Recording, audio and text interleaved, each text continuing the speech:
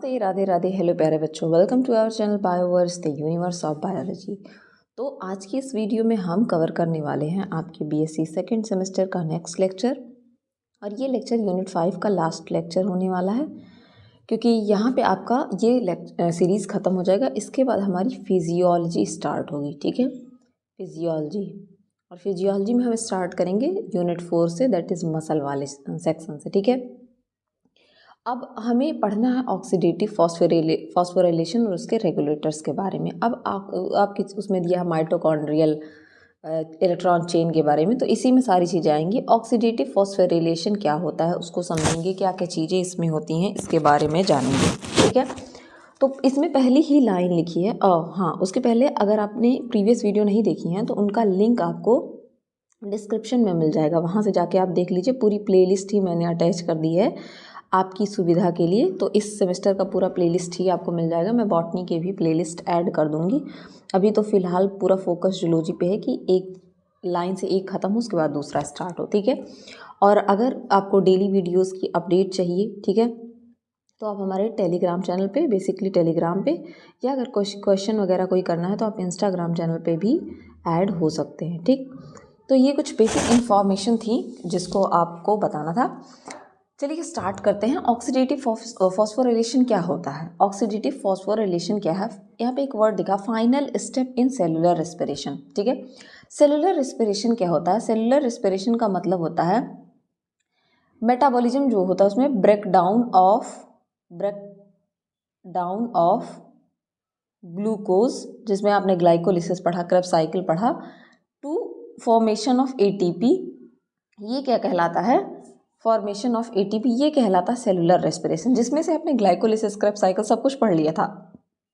इसी वजह से लिखा है ये कि सेलुलर रेस्पिरेशन जो है, oxidative phosphorylation, sorry for that, oxidative phosphorylation क्या है? फाइनल स्टेप है सेलुलर रेस्पिरेशन का। सेलुलर रेस्पिरेशन आपने कार्बोहाइड्रेट मेटाबॉलिज्म वाले पार्ट में ग्लाइकोलिसिस का मेटाबॉलिज्म पढ़ा, जिसमें आपने सबसे पहले ग्लाइकोलिसिस पढ़ा, ग्लाइकोलिसिस के बाद पायरुवेट बना, फिर पायरुवेट से आपने पायरुवेट डिहाइड्रोजिनेज का यूज़ करके एसिटाइल को एंजाइम ए बनाया, और इस एसिटाइल को एंजाइम ए से आगे जाके यूज़ करके इसे क्रेब्स साइकिल में यूज़ किया, ठीक है। और कई सारे कंपोनेंट्स बने, उसमें से आपको कहीं ग्लाइकोलिसिस के स्टेप में एटीपी निकलता हुआ दिखेगा, FADH NADH निकलता हुआ दिखेगा, तो वो सब क्या करेंगे, आगे जाके एनर्जी जनरेट करेंगे। इसी वजह से ऑक्सीडेटिव फॉस्फोराइलेशन क्या कहलाता है? वो आपका फाइनल स्टेप कहलाता है सेलुलर रेस्पिरेशन से, ठीक। और ये होता कहाँ है? ये आपके माइटोकॉन्ड्रिया में होता है। मान लीजिए ये आपकी सेल है, ठीक है, ये बड़ी सी सेल है, सेल के अंदर ये माइटोकॉन्ड्रिया है। इस माइटोकॉन्ड्रिया के अंदर, यहाँ इस माइटोकॉन्ड्रिया के अंदर ये प्रोसेस चलता है, ठीक है। It is linked to process known as electron transport chain. ये एक प्रोसेस से लिंक्ड होता है, इसी में भी आएगा। दो चीज़ें पढ़ेंगे आप, इलेक्ट्रॉन ट्रांसपोर्ट चेन और पढ़ेंगे कीमियो ऑस्मोसिस, ठीक है। कीमियो ऑस्मोसिस के बारे में आप पढ़ेंगे, ठीक है। द इलेक्ट्रॉन ट्रांसपोर्ट चेन जो होता है वो लोकेटेड कहाँ होते हैं? इलेक्ट्रॉन ट्रांसपोर्ट चेन वो आपका इनर मेम्ब्रेन स्पेस में, ये आपके इनर माइटोकॉन्ड्रियल मेम्ब्रेन में। अब देखिए आपके माइटोकॉन्ड्रिया में दो स्पेस देखने को मिलेगा, एक होगा इनर मेम्ब्रेन स्पेस और एक होगा इनर माइटोकॉन्ड्रियल। मान लीजिए माइटोकॉन्ड्रिया है ये बाहरी मेम्ब्रेन और ये दूसरी मेम्ब्रेन। तो इलेक्ट्रॉन ट्रांसपोर्ट चेन का जो प्रोसेस है वो कहाँ पे होगा? यहाँ ETC का इलेक्ट्रॉन ट्रांसपोर्ट चेन का प्रोसेस कहाँ होगा? Inner mitochondrial membrane. ये आउटर मेम्ब्रेन हो गई और ये अंदर वाली मेम्ब्रेन हो गई, तो यहाँ वाले पे क्या होगा? इलेक्ट्रॉन ट्रांसपोर्ट चेन चलता है, ठीक है, इनर माइटोकॉन्ड्रियल मेम्ब्रेन पे। ऑक्सीडेटिव फॉस्फोराइलेशन एक प्रोसेस है जिसमें क्या होता है, by which ATP adenosine triphosphate, आपने न्यूक्लियोटाइड वाले जस्ट इसके पहले वाले लेक्चर में आपने पढ़ा है। ATP का स्ट्रक्चर एग्जाम्पल था, जिसमें जिसमें क्या पाया जाए? शुगर, फॉस्फेट की बैकबोन, शुगर पाया जाए, नाइट्रोजनस बेस पाया जाए और फॉस्फेट कितना पाया जाए? 3 पाया जाता है। तो वो किसका एग्जाम्पल था? ATP का, एडिनोसिन ट्राइफॉस्फेट, ओके। तो ये क्या करता है? Primary energy carrier molecule in cell is synthesised using energy derived from oxidative of nutrients, ठीक है। मान लीजिए न्यूट्रिएंट से जो ऑक्सीडाइज हुए हैं चीज़ें, ये जो हाइड्रोजन आप देखेंगे, आगे जाके ये फिर क्या करेंगे?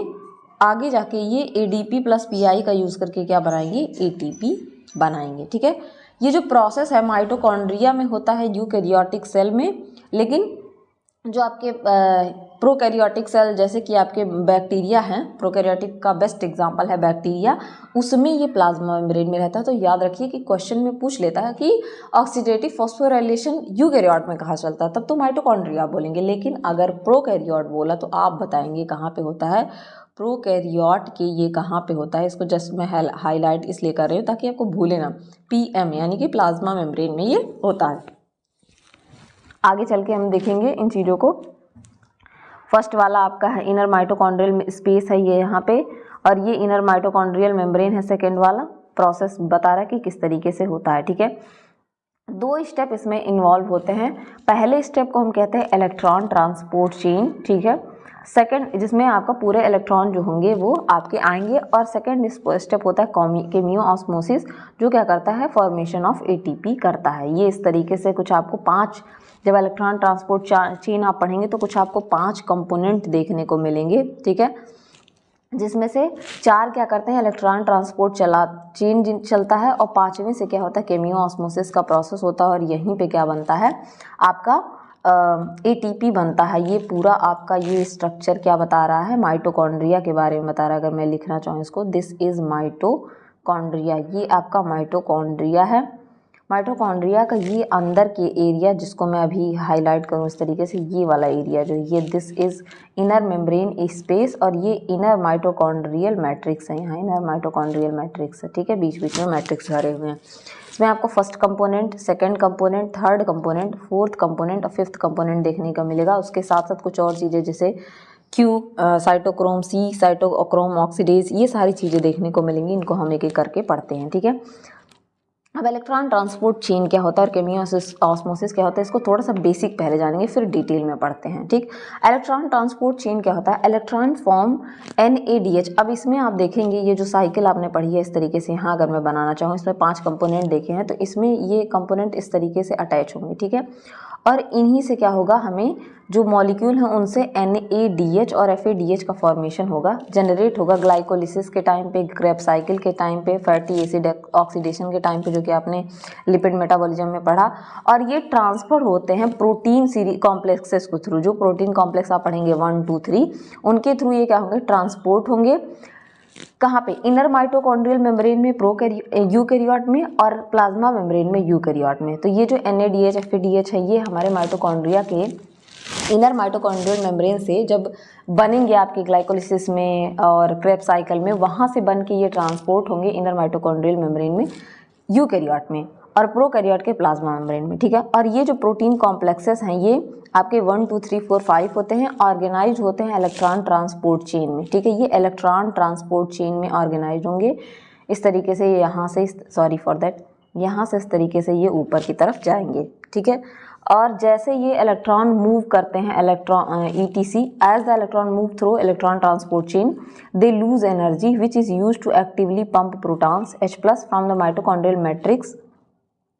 अब देखिए, जैसे ही ये क्या होता है, ये इलेक्ट्रॉन क्या करेंगे, मूव करेंगे, तो ये अपनी एनर्जी को लूज करते हैं, और वो जो एनर्जी लूज होगी वो एनर्जी क्या करेगी, H+ आयन जो होते हैं उनको क्या करती है, पंप करती है माइटोकॉन्ड्रिया के मैट्रिक्स से। ठीक है, माइटोकॉन्ड्रिया के मैट्रिक्स से यूकैरियोट में, और साइटोप्लाज्म से प्रोकैरियोट में। ठीक है, कहाँ पे, इनर मेम्ब्रेन स्पेस में। कहाँ, इनर मेम्ब्रेन स्पेस में। ठीक है, इनर मेम्ब्रेन में स्पेस में यूकैरियोट में, और प्रोकैरियोट में यही चीज़ पेरीप्लाज्म में भेजा जाएगा, और वहाँ से फिर क्या होता है, आगे केमियो ऑस्मोसिस का प्रोसेस होगा। ठीक है, पंपिंग जो होगी प्रोटॉन ग्रेडियंट की, इस तरीके से प्रोटॉन क्या होंगे, यहाँ से H+, जैसे वो इलेक्ट्रॉन जाएगा वो एनर्जी लूज करेगा, तो ये H+ इधर आएंगे इस तरीके से। ये क्या करेंगे, इलेक्ट्रॉन ग्रेडियंट जो ये क्रिएट कर देते हैं, ये क्रिएट करते हैं एक पंपिंग ऑफ जो प्रोटॉन है, ये जो प्रोटॉन्स इनकी पंपिंग क्या करती है, एक इलेक्ट्रॉन ग्रेडियंट क्रिएट करती है इनर माइटोकॉन्ड्रियल मेम्ब्रेन में, और यूकैरियोट में, और प्लाज्मा मेम्ब्रेन में, प्रोकैरियोट में। फिर क्या होता है, प्रोटॉन फ्लो हो जाते हैं back into the mitochondrial matrix. फिर से ये माइटोकॉन्ड्रियल मैट्रिक्स में फ्लो बैक होंगे, अगेन वही साइटोप्लाज्म प्रोकैरियोट में होगा। थ्रू एटीपी सिंथेज, यहाँ जो 5वां कंपोनेंट है एटीपी सिंथेज, इसके थ्रू क्या होंगे, ये बैक चले जाएंगे, कॉम्प्लेक्स एंजाइम इसमें एम्बेडेड होते हैं मेम्ब्रेन में, उसके थ्रू, ठीक है। जब flow of electron through ATP synthase drive synthesis of ATP, और जब फिर से ये 5वें कंपोनेंट में जाएंगे, वहाँ पे क्या होगा, एटीपी सिंथेज होता है, सिंथेज नाम ही है, और वो सिंथेसिस किसका करेगा, एटीपी का। किससे करेगा, एडीपी यानी कि एडिनोसिन डाइफॉस्फेट प्लस जो फ्री पीआई रहता है उसको यूज़ करके क्या करेगा, ये एटीपी बनाता है। इस वजह से इस प्रोसेस को क्या कहते हैं, ऑक्सीडेटिव फॉस्फोराइलेशन। ये हो गई एक समरी, ठीक है, कि कैसे होता है इलेक्ट्रॉन ट्रांसपोर्ट चेन, कैसे चलता है। यहाँ पे ये डायग्राम ब्यूटीफुल सा दिखाया गया है कि यहाँ तक इलेक्ट्रॉन ट्रांसपोर्ट चेन हुआ, यहाँ से आप देखेंगे NADPH जाएगा, ठीक है, फिर FADH जाएगा, फिर यहाँ पे इलेक्ट्रॉन, यहाँ पे क्या होगा, ये इलेक्ट्रॉन अपने लूज़ करेंगे तो यहाँ से H+ पंप चलेगा जो यहाँ पे इनको वापस भेजेगा, फिर से ये H+ इस ATP सिंथेज के पास जाएंगे, और ये ATP synthase ADP plus PI का यूज़ करके ATP बनाएगा। इस वजह से इसको क्या कहते हैं, ऑक्सीडेटिव फॉस्फोराइलेशन कहते हैं। ये एक समरी हो गई, ठीक। अब हम इसको डिटेल में पढ़ते हैं, इलेक्ट्रॉन ट्रांसपोर्ट चेन, ठीक है। इलेक्ट्रॉन ट्रांसपोर्ट चेन जो है एक सीरीज है रेडॉक्स रिएक्शन का। रेडॉक्स रिएक्शन का मतलब ऐसा रिएक्शन जहाँ ऑक्सीडेशन और ऑक्सीडेशन रिडक्शन मैं आपको बहुत बार बता चुकी हूँ, जहाँ पे ऑक्सीडेशन और रिडक्शन दोनों क्या होते हैं, साथ में, ठीक है। यहाँ पे लूज होगा ऑक्सीजन और यहाँ पे गेन ऑफ ऑक्सीजन होगा, ठीक है। इस तरीके से यहाँ पे प्रोसेस चलता है। ये जो है यहाँ पे कॉम्प्लेक्स फर्स्ट जो है, जिसे कि 5 कॉम्प्लेक्स मैंने बताया था, ये देखिए पहला कॉम्प्लेक्स, ठीक है। इनके शेप्स भी होते हैं, ये देख रहे हैं डिफरेंट डिफरेंट शेप्स के आपको दिख रहे होंगे। फर्स्ट कॉम्प्लेक्स ये पाए कहाँ जा रहे हैं, इनर मेम्ब्रेन में पाए जा रहे हैं। कहाँ पाए जा रहे हैं, ये देखिए इनर मेम्ब्रेन में। ये वाला अगर डायग्राम आप देखना चाहें, they are find in the inner membrane. ये हो गया कॉम्प्लेक्स फर्स्ट। कॉम्प्लेक्स फर्स्ट को हम क्या कहते हैं, NADH को एंजाइम क्यू ऑक्सीडो रिडक्टेज, मतलब ऑक्सीडेशन रिडक्शन दोनों प्रोसेस यहाँ चलेगा, ठीक। यहाँ पे आप देख रहे हैं प्रोटॉन पंप हो रहा है, H4H+ बन रहा है, ठीक है, और NADH से यहाँ पे NAD+2H बन रहा है, ठीक है। जो सेकंड आपका कंपोनेंट है, कॉम्प्लेक्स सेकंड है, उसे हम कहते हैं साइटोक्रोम BC1 कॉम्प्लेक्स। इसको कहते हैं साइटोक्रोम BC1 कॉम्प्लेक्स। और यहाँ पे क्या होगा, यहाँ पे कोई आप देख रहे हैं प्रोटॉन पंप नहीं होता है, यहाँ पे कोई प्रोटॉन पंप नहीं होगा। और ये तीनों चारों जो हैं ये पूरे मेम्ब्रेन पे आप देखेंगे पाए जाएंगे, लेकिन ये क्या होता है, मेम्ब्रेन के हाफ पार्ट में पाया जाता है। तो यहाँ से क्या होता है कि पहले FADH2 से FAD+2H बनेगा, उसके बाद ये 2 इलेक्ट्रॉन ट्रांसफ़र करेगा कोएंजाइम Q को, ठीक है। अब यहाँ पे क्या होगा, थर्ड कंपोनेंट जिसको कि हम कॉम्प्लेक्स सक्सिनेट डिहाइड्रोजिनेज कहते हैं, ये भी 4 प्रोटॉन पंप करेगा, ठीक है। और ये जो कोएंजाइम Q था ये अगेन ट्रांसफ़र करेगा साइटोक्रोम C को, ये भी मेम्ब्रेन पे ही पाया जा रहा है। अब यहाँ से ये इलेक्ट्रॉन आएगा कॉम्प्लेक्स 4 के पास, जिसे कि हम साइटोक्रोम C ऑक्सीडेज कहते हैं। ये 2 इलेक्ट्रॉन को देगा अपना, और यहाँ पे वाटर मॉलिक्यूल का फॉर्मेशन होगा, और अगेन ये 2 इलेक्ट्रॉन को पंप करता है, ठीक है। तो याद रखिए कि जो NADH है, इसको अगर आप यहाँ से कैलकुलेट करेंगे तो 4 4 2 10 मॉलिक्यूल टोटल, यहाँ पे 10 मॉलिक्यूल आपको देखने को मिलेंगे, ठीक है। और अगर यही आप कैलकुलेट करेंगे इसको FADH, तो FADH कहाँ से, यहाँ से बन रहा है, ठीक है, यहाँ से बन रहा है। तो FADH में कितने होंगे आपको, यहाँ पे 6 देखने को मिलेंगे। कितने, 6 प्रोटॉन देखने को मिलेंगे, ठीक है। आगे इसका मतलब समझ में आएगा कि 4 प्रोटॉन का मतलब होता है 1 ATP, 1 ATP, ठीक है। 4 प्रोटॉन, पहले ऐसा माना जाता था कि पहले ये चीज़ थोड़ी सी अलग मानी जाती थी इनको। तो 4 प्रोटॉन का मतलब 1 ATP होता है, मतलब कि 10, मतलब कि एक NADH जो है कितना ATP बनाएगा, आपका 1 ATP बनाएगा, ठीक, सॉरी, एक NADH से, अरे एक NADH से अगर यहाँ पे 10 था और यहाँ पे 8 है, ये मान लीजिए NADH है, और ये आपका 6 FADH है। यहाँ मैं एक चीज़ समझाना चाह रही हूँ। तो आपका 4 प्रोटॉन मतलब क्या होता है, 1 ATP होता है।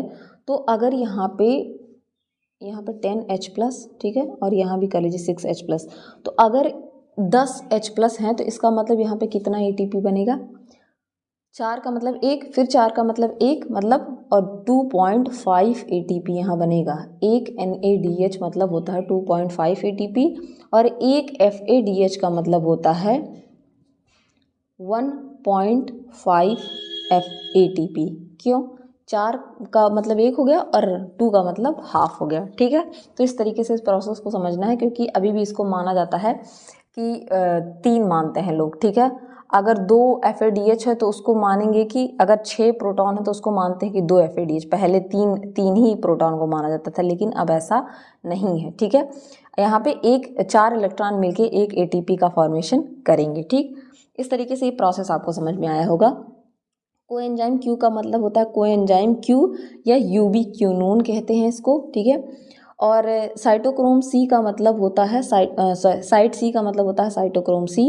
अब फाइनली ये जो सारे प्रोटॉन हैं आपको बताया गया था कि इनका क्या होते हैं, फोर्सफुली क्या होंगे, ये इनर माइटोकॉन्ड्रियल मेम्ब्रेन में पुश किए जाएंगे, फिर से इनर माइटोकॉन्ड्रियल मैट्रिक्स से ये वापस जाते हैं और ADP + PI का यूज़ करके ATP का फॉर्मेशन हो जाता है। नाम ही है इसका ATP सिंथेसिस। इसमें 2 कंपोनेंट आपको देखने को मिल जाएंगे, एक F1 देखने को मिल जाता है, दूसरा F0। 2 कंपोनेंट इसमें देखने को मिल जाते हैं और ये पूरा स्ट्रक्चर है आपके माइटोकॉन्ड्रिया का। ठीक है, जिसमें outer membrane, inner membrane space, inner membrane और माइटोकॉन्ड्रियल मैट्रिक्स देखने को मिलेगा। ये माइटोकॉन्ड्रिया का एक पार्ट कर के यहाँ आपको दिखाया गया है सारे कंपोनेंट्स। अब एक एक करके सबके बारे में समझते हैं।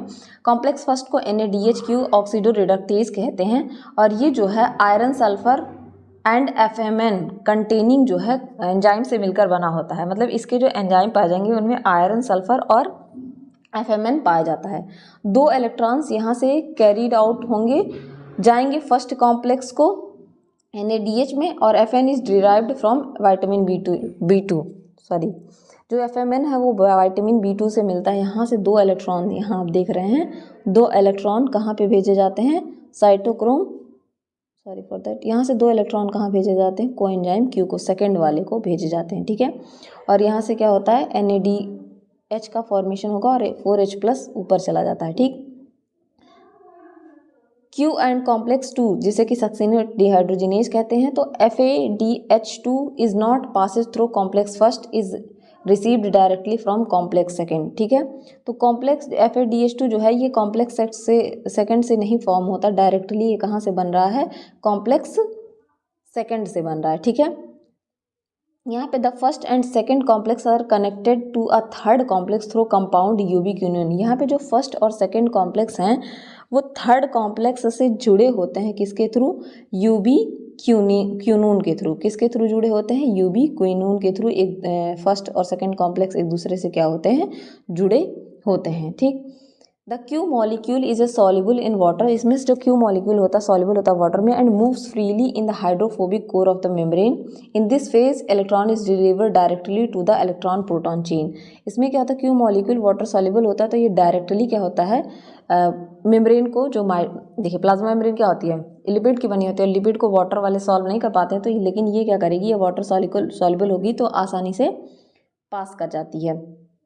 ठीक है, the number of ATP obtained at this stage is directly proportional to the number of proton that are pumped across the inner membrane of the mitochondria. यहाँ पे नंबर ऑफ ATP जो है डायरेक्टली किसके प्रोपोर्शनल होता है, कि जितने number जो है यहाँ पे इसके इलेक्ट्रॉन के पंप किए गए हैं। ठीक है, यहाँ पे एक और ब्यूटीफुल सा डायग्राम दिया गया है, ये देख सकते हैं, जिसमें से कॉम्प्लेक्स फर्स्ट आपको L शेप का देखने को मिल जाएगा इस तरीके से। ठीक है, ये आपको यहाँ पे कॉम्प्लेक्स सेकंड, इसमें तो कॉम्प्लेक्स सेकंड को सही से बनाया ही नहीं है, यहाँ पे सॉरी, ये कॉम्प्लेक्स सेकंड देखने को मिल जाएगा। इलेक्ट्रॉन का ट्रांसफर बहुत ब्यूटीफुली दिखाया गया है कि ये देखिए यहाँ पे ये FMN है और ये FES कंटेनिंग कंपोनेंट है, NADH डिहाइड्रोजिनेज, ये यूबी क्यूनोन को जा रहा है। ठीक है, और यूबी क्यूनोन से ये UbQH2 को जा रहा है, वहाँ से इलेक्ट्रॉन जा रहा है साइट B को। ठीक है, साइट B से ये FES को, FES से साइट C1 को, और यहाँ से ये इसके पास चला जा रहा है। ठीक है, फिर यहाँ पे थर्ड कंपोनेंट और फर्स्ट कंपोनेंट एक दूसरे से किससे कनेक्टेड है, यूबी क्यूनोन से, क्योंकि यहाँ से इलेक्ट्रॉन ट्रांसफर हो रहा है। ठीक है, देन यहाँ देखेंगे साइटोक्रोम 1 से साइटोक्रोम C से फिर से ये किस कंपोनेंट को चला जा रहा है, कंपोनेंट नंबर कॉम्प्लेक्स नंबर 4 को चला जा रहा है। यहाँ भी एक ब्यूटीफुल सा डायग्राम आपको दिखाया गया है। ठीक है, कॉम्प्लेक्स 3 में क्या होता है, जिसे कि साइटोक्रोम C रिडक्टेज कहते हैं। थर्ड कॉम्प्लेक्स है जो कि FES containing protein cytochrome B और साइटोक्रोम सी प्रोटीन से मिलकर बना होता है। साइटोक्रोम प्रोटीन जो होते हैं उसमें हीम ग्रुप पाया जाता है, मतलब आयरन कंटेनिंग हीम ग्रुप पाए जाते हैं, ठीक है। कॉम्प्लेक्स 3 जो होता है रिस्पॉन्सिबल होता है पंप करने के लिए proton across the membrane, proton को पंप करते हुए आपको ये दिखेगा, यहाँ पे आप देख सकते हैं प्रोटॉन को पंप करता हुआ आपको दिखेगा, ठीक है। It also passes electron to the cytochrome C, और ये इलेक्ट्रॉन भी साइटोक्रोम सी को पास कर रहा है, ठीक है। यहाँ आप देख सकते हैं इलेक्ट्रॉन भी ये साइटोक्रोम सी को पास कर रहा है इस तरीके से, ठीक है। Where it is transported to the fourth complex, जहाँ ये फोर्थ कॉम्प्लेक्स के एंजाइम को जाता है और प्रोटीन को। Here Q is the electron donor and cytochrome C is the electron acceptor. यहाँ पे जो क्यू वाला एंजाइम है वो क्या कर रहा है, इलेक्ट्रॉन डोनर की तरह काम कर रहा है, ठीक, इलेक्ट्रॉन डोनर की तरह काम कर रहा है क्यू वाला, और साइटोक्रोम सी क्या कर रहा है, इलेक्ट्रॉन एक्सेप्टर की तरह काम कर रहा है, ठीक। कॉम्प्लेक्स 4 की बात करें, फोर्थ कॉम्प्लेक्स जो है ये साइटोक्रोम सी ए और A3, यानी कि साइटोक्रोम सी साइट ए और साइट A3 से मिलकर बना होता है। यहाँ पे 2 हीम ग्रुप देखने को मिलेंगे, जिसमें से each of them is present in cytochrome C and A3। 2 देखने को मिलेंगे, एक साइटोक्रोम सी में हीम ग्रुप प्रेजेंट होता है, दूसरा साइटोक्रोम A3 में प्रेजेंट होता है। जो साइटोक्रोम होते हैं रिस्पॉन्सिबल होते हैं होल्डिंग ऑक्सीजन मॉलिक्यूल, ये ऑक्सीजन मॉलिक्यूल को होल्ड करके रखते हैं, किसके बीच में, between copper and iron, Fe और Cu के बीच में क्या करते हैं, ये उसको होल्ड करके रखते हैं ऑक्सीजन को, ठीक है। Content between copper and oxygen until, जब तक ये पूरी तरीके से क्या हो, रिड्यूस ना हो जाए, ठीक है। In this phase reduced oxygen picks to hydrogen ion from the surrounding environment और टू मेक वाटर, और इस दौरान क्या करेगा, जो रिड्यूस्ड ऑक्सीजन होता है वो क्या करेगा, 2 हाइड्रोजन मॉलिक्यूल को पिक करेगा और उससे क्या करेगा, वाटर मॉलिक्यूल बना देता है, ठीक है। कॉम्प्लेक्स 4 तक आपको समझ में आ गया। अब आ जाती है ATP सिंथेज की बारी। ATP सिंथेज क्या करता है, the H+ ion passes through an enzyme called ATP synthase while flowing back into the matrix, ठीक है। ATP सिंथेज के थ्रू क्या होता है कि आपके इलेक्ट्रॉन पास करते हैं और फिर बैक चले जाते हैं कहाँ पे, मैट्रिक्स में, ठीक है। मैट्रिक्स में ये वापस चले जाते हैं। ये वाला कंपोनेंट F0 कहलाता है और ये हेड वाला F1 कहलाता है, ठीक है। फिर से ये बैक चले जाते हैं। The control of the flow of proton of to synthesise ATP, ये क्या करते हैं, जो फ्लो होता है इलेक्ट्रॉन का वो क्या करता है, ATP सिंथेसिस में हेल्प करता है। 2 मेन कॉम्प्लेक्स से ये मिलकर बने होते हैं, एक होता है F1 हेड वाला रीजन और दूसरा होता है F0। F1 और F0 2 रीजन से मिलकर बने होते हैं। F1 कॉम्प्लेक्स जो होता है कैटालिटिक हेड उसको कहते हैं, ये माइटोकॉन्ड्रिया के मैट्रिक्स में लोकेटेड होता है और ये बाहर protrude into the mitochondrial inner intermembrane space, बाहर की तरफ थोड़ा सा इंटरमेम्ब्रेन स्पेस में आपको दिखाई देगा।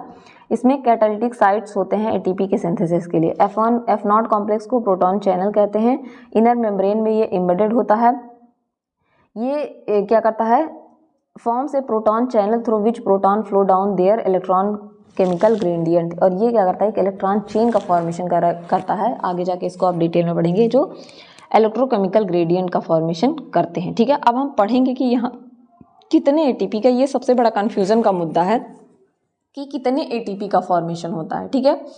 तो याद रखिए यहाँ पे एक सिंपल सा फंडा आपको याद रखना है कि ग्लाइकोलिसिस जो है वहाँ पे 2 ATP निकलता है, ठीक है, और क्रेब्स साइकिल प्रोड्यूसेस 2 मोर, क्रेब्स साइकिल से 2 और ज़्यादा निकलता है, ठीक है। Electron transport chain from the molecules NADH FADH made from glycolysis these, अभी इसको ये सब इसको छोड़िए, ठीक है। हम यहाँ पे पढ़ते हैं इस कंपोनेंट को। ये देखिए एक जगह आपको 36, एक जगह 32 और एक जगह 38 देखने को मिलेगा। तो याद रखिए इसमें डिफरेंस क्या है। अगर अभी करंट का माना जाए तो एक ग्लूकोज के कंप्लीट ऑक्सीडेशन से 32 ATP बनता है, ठीक है। कितना बनता है, 32 ATP बनता है। कैसे, इसको समझेंगे।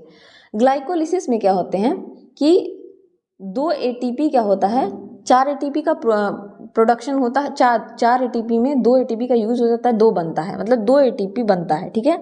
तो 2 ATP बना, ठीक है। ग्लाइकोलिसिस में नंबर ऑफ ATP यहाँ कैलकुलेट किया जा रहा है, और मैंने अभी बताया कि एक NADPH किसके बराबर होता है, 2.5 ATP के, और एक जो FADH है वो किसके बराबर होता है, यहाँ FADH रहेगा, एक FADH 1.5 ATP के बराबर होता है। ठीक, अब इस हिसाब से हम कैलकुलेट करेंगे तो हमारे ग्लाइकोलिसिस का हम सबसे पहले देखेंगे। ग्लाइकोलिसिस आपने अच्छे से पढ़ा है कि ग्लाइकोलिसिस में 2 ATP बनता है और 2 NADH बनता है। तो 2 ATP जो बना उससे से 2 ATP डायरेक्टली मिल गए, लेकिन जो आपका 2 NADH बना उससे 2 × 2.5 करेंगे तो हमें कितना मिलेगा, 5 ATP मिल जाएगा। तो हमें टोटल कितने मिल गए यहाँ पे, 7 ATP। ठीक है, और ओल्ड मेथड में क्या माना जाता था कि एक NADH 3 ATP के बराबर होता है और एक FADH 2 ATP के बराबर होता है। तो उस हिसाब से यहाँ पे क्या होगा, ये तो 2 ही रहेगा, यहाँ 6 मिलेगा क्योंकि 2 3 जा कितना हो जाएगा 6। दोनों मेथड में बता रही हूँ। ठीक है, अब लिंक रिएक्शन एक था जहाँ पे हम क्या कर रहे थे, जब पायरुवेट बन जा रहा था तो पायरुवेट से फिर हम क्या बना रहे थे, एसिटाइल कोएंजाइम A, और उस दौरान हमें 2 NADH मिल रहा था। तो 2 NADH अगर मिल रहा तो वो किसके बराबर होगा, 5 ATP के बराबर होगा। फिर आपकी क्रेब्स साइकिल चल रही थी, क्रेब्स साइकिल में हमें 2 GTP मिल रहा था, जो 2 GTP बराबर होता है 2 ATP के, तो मतलब कुल 2 ATP हमें फिर से मिल गए। 6 NADH बन रहा, तो 6 × 2.5 करेंगे तो कितना हो जाएगा, यहाँ पे आपका हो जाएगा, यहाँ आपको 15 ATP देखने को मिल जाएंगे। ठीक है, 15 ATP, और अगर 2 FADH है तो उससे हमें 3 ATP देखने को मिल जाएंगे। तो अगर आप इसको टोटल कैलकुलेट करेंगे तो यहाँ पे आप देख सकते हैं कितने हो जाएंगे, 15 और 5 इधर जोड़ लीजिए तो ये 20 हो जाएंगे, 25, 30 और 32, टोटल 32 ATP देखने को मिलेंगे।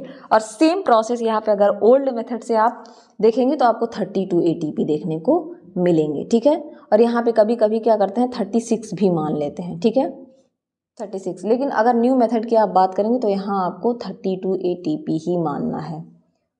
कभी कभी पुराने बुक्स में अभी भी आपको 38 या 36 ही देखने को मिलेगा, लेकिन न्यू मेथड जो है वो कहता है कि 32 है, क्योंकि एक NADH = 2.5 ATP और एक FADH = 1.5 ATP होता है। ठीक, सेम प्रोसेस यहाँ सब जगह समझाया गया है कि कितना कहाँ पे कितना मॉलिक्यूल बन रहा है, उसके बेसिस पे फिर आके आपको पूरा दिया गया। ठीक है, समरी दी गई है। ठीक है, नेट प्रोडक्शन कितना होता है यहाँ पे। अब कुछ इनहिबिटर्स होते हैं ETC, इलेक्ट्रॉन ट्रांसपोर्ट चेन के, ये क्या करते हैं, उस काम को होने से इनहिबिट करते हैं। ठीक है, electron transport chain can be inhibited by several compound that interfere with specific component. उसके स्पेसिफिक जो कॉम्प्लेक्स हैं 1 2 3 4 उनको जाके ये इंटरफेयर करेंगे चेन के अंदर और इनहिबिट करेंगे, तो नाम है इनहिबिटर। ठीक है, सबसे पहले होता है रोटियोनोन। ठीक है, रोटिनोन जो है, रोटिनोन क्या करता है, ये टारगेट करता है कॉम्प्लेक्स फर्स्ट को, जिसे कि NADH डिहाइड्रोजनेज भी कहते हैं। ये क्या करता है मैकेनिज्म, ये बाइंड करेगा कॉम्प्लेक्स फर्स्ट से और ये prevent the transfer of electron from NADH to ubiquinone. ये जो है इलेक्ट्रॉन का ट्रांसफर ही नहीं होने देता NADH से यूबिक्विनोन तक, जिसकी वजह से ब्लॉकिंग हो जाती है इलेक्ट्रॉन ट्रांसपोर्ट चेन की उस पॉइंट पे आके, फिर उसके आगे ट्रांसपोर्ट चेन ही नहीं चलेगा और ATP ही नहीं बनेगा। ठीक है, सेकेंड है एंटीमाइसिन। एंटीमाइसिन ये क्या करता है, ये इनहिबिट करता है कॉम्प्लेक्स थर्ड को, और ये क्या करेगा, कॉम्प्लेक्स थर्ड को जाके इनहिबिट कर देगा, उसके आगे के प्रोसेस को होने नहीं देता है। थर्ड है आपका साइनाइड एंड एजाइड। ये टारगेट करते हैं, इनहिबिट करते हैं कॉम्प्लेक्स फोर्थ को, जिसको कि साइटोक्रोम C ऑक्सीडेज कहते हैं। इनकी मैकेनिज्म क्या है, ये बाइंड करते हैं हीम ग्रुप से। अभी सभी को पता है साइटोक्रोम C और A3 जो था वहाँ पे हीम ग्रुप पाए जा रहे थे, उनसे जाके ये बाइंड करेंगे और ये इलेक्ट्रॉन के ट्रांसफर को रोक देते हैं साइटोक्रोम C से ऑक्सीजन तक, जिसकी वजह से फाइनल स्टेप ही नहीं हो पाता है इलेक्ट्रॉन ट्रांसपोर्ट चेन का और ATP की सिंथेसिस ही नहीं हो पाती है। ठीक, this is the process of oxidative phosphorylation. Hopefully you all got understand this process. ठीक है, अगर आप में से किसी को भी इस प्रोसेस को समझने में प्रॉब्लम होती है तो आप वीडियो को एक बार और देख सकते हैं, या और कोई क्वेरी होती है तो आप कमेंट सेक्शन में पूछ सकते हैं। तब तक के लिए पढ़ते रहिए, बढ़ते रहिए। Thank you everyone.